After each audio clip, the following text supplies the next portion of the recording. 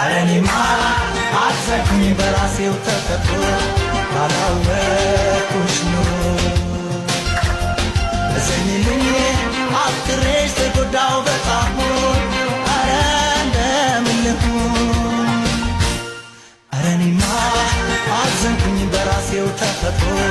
ባላወቅኩሽ ኑሮ እዘኝልኝ አፍቅሬሽ ተጎዳው